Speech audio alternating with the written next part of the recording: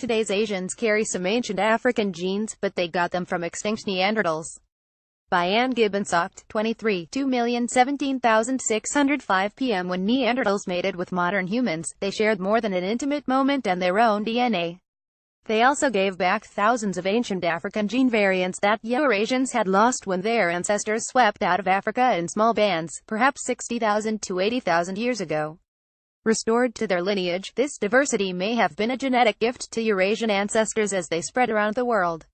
Today, however, some of these African variants are a burden. They seem to boost the risk of becoming addicted to nicotine and having wider waistlines. In talks last week at the annual meeting of the American Society of Human Genetics here, researchers announced that some Neanderthal genetic variants inherited by modern humans outside of Africa are not peculiarly Neanderthal genes, but represent the ancestral human condition. The work highlights just how much diversity was lost when people passed through a genetic bottleneck as they moved out of Africa. They left many beneficial variants behind in Africa, says evolutionary genomicist Tony Capra of Vanderbilt University in Nashville, who reported the results. Interbreeding with Neanderthals provided an opportunity to get back some of those variants, albeit with many potentially weakly deleterious Neanderthal alleles as well. His team found the ancient African variants when they scrutinized the genomes of more than 20,000 people in the 1000 Genomes Project and Vanderbilt's BioVidata Bank of Electronic Health Records. They soon noticed a strange pattern. Stretches of chromosomes inherited from Neanderthals also carried ancient alleles, or mutations, found in all the Africans they studied, including the Yoruba, Esan, and Men peoples. The researchers found 47,261 of these single-base changes across the genomes of Europeans and 56,497 in Asians, Capra says.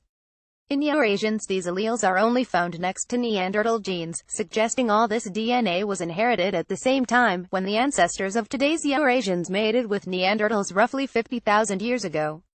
The most parsimonious explanation is that these alleles represent the ancestral human condition, inherited by both Neanderthals and modern humans in Africa from their common ancestor, Capra says.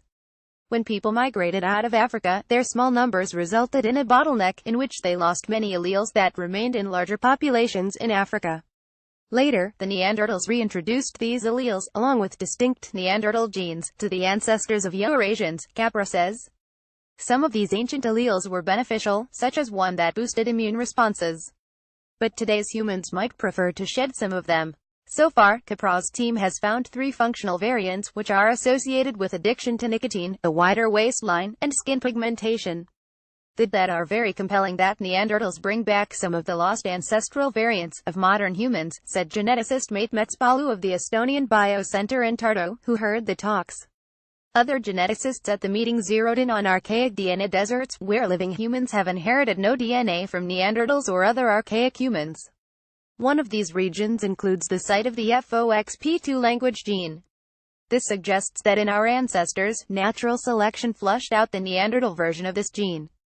Using statistical software that evaluates gene expression based on the type of gene, Vanderbilt graduate student Laura Colburn found that Neanderthal versions of the gene would have pumped out much less FOXP2 protein than expressed in modern brains.